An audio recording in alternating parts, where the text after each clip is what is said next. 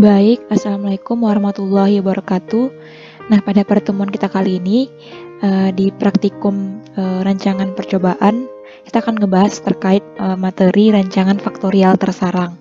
Nah, definisi dari rancangan faktorial tersarang itu disebut juga dengan suatu percobaan, rancangan percobaan tersarang jika dalam percobaan tersebut ada faktor yang tersarang dalam faktor yang lain. Jadi ada faktor yang tersembunyi dari faktor yang lain. Atau faktor B tersarang pada faktor A jika taraf-taraf B merupakan bagian dari tiap taraf A. Jadi ada faktor B yang muncul pada faktor A, yang mana jika taraf B tersebut merupakan bagian dari tiap taraf A. Jadi tidak ada interaksi antara A dan B, karena B tersebut masuk kepada faktor A. Nah, untuk studi kasusnya, boleh langsung aja kita ke laporan kakak. Baik, yang pertama yaitu cover, tentunya cover dengan judul rancangan faktorial tersarang. Nah, kemudian soalnya yaitu dari tiap golongan pemuda, lemah, sedang, kuat diambil secara acak 2 tim. Tiap tim diminta mengerjakan 4 tugas, lalu diukur lama mengerjakan tugas. Lihat untuk pemudanya ada golongan tim yang lemah, sedang, dan kuat.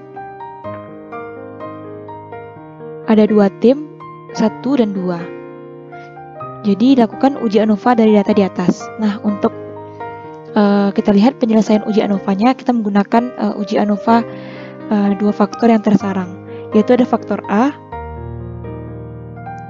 golongan muda,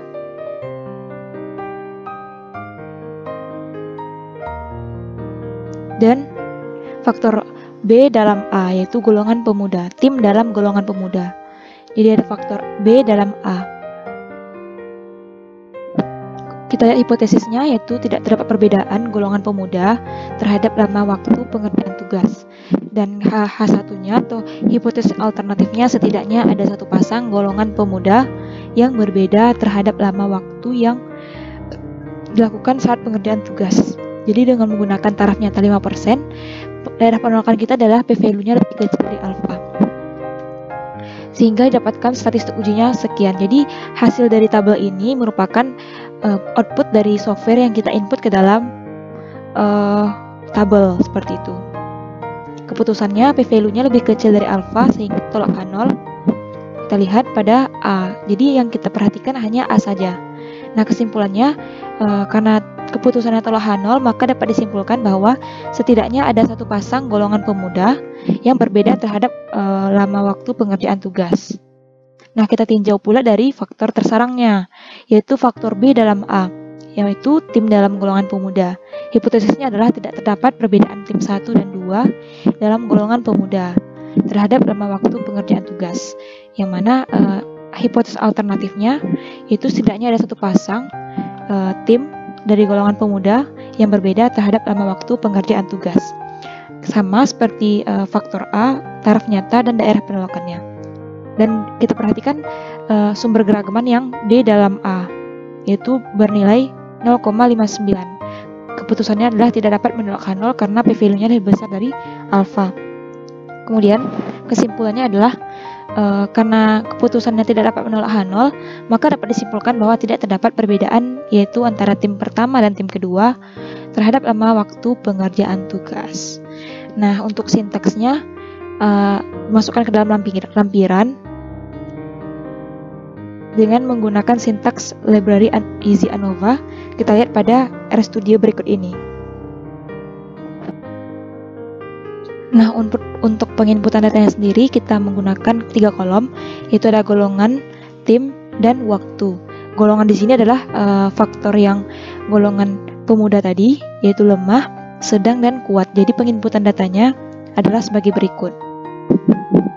Jadi kita lihat penginputan datanya adalah dimasukkan dulu dalam Excel 13, kemudian 15 ke bawah, kemudian dilanjutkan 17, 13, 17, 18, 17, 19. Kemudian kita lanjutkan ke 13, 13, 14, 12, 11 sampai seterusnya lanjut lagi ke 13, 12, 10 hingga nanti terakhir ke 13. Jadi faktor tersarangnya cara penginputannya demikian.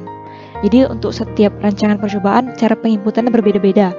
Jadi adik-adik harus lebih memperhatikan cara penginputan datanya karena mempengaruhi dari nilai uji ANOVA-nya. Nah, setelah datanya tersebut diinput ke dalam Excel, kita copy aja dan kita pergi ke RStudio. Nah, di RStudio di sini kita udah membuat sintaksnya. Kita baca aja datanya, kita run.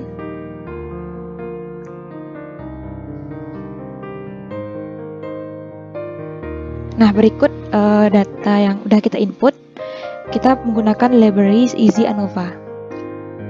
Kemudian kita masukkan sintaks ANOVA, LM, waktu golongan per tim.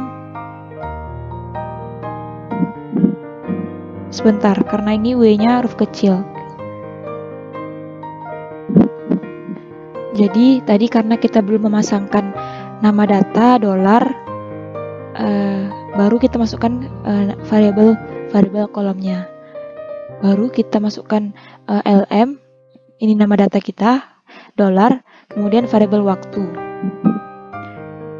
Kemudian ada lambang seperti ini, bendera, kemudian nama data lagi, dolar lagi, variabel golongan dibagi dengan variabel tim. Baru kita run,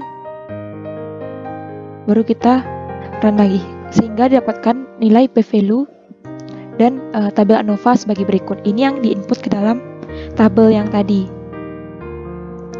Nah, untuk praktikum rancangan percobaan faktor tersarang cukup sampai di sini. Jika ada kesalahan dan janggalnya mohon dimaafkan. Selanjutnya saya sudahi dengan wabillahi taufiq walhidayah. Wassalamualaikum warahmatullahi wabarakatuh.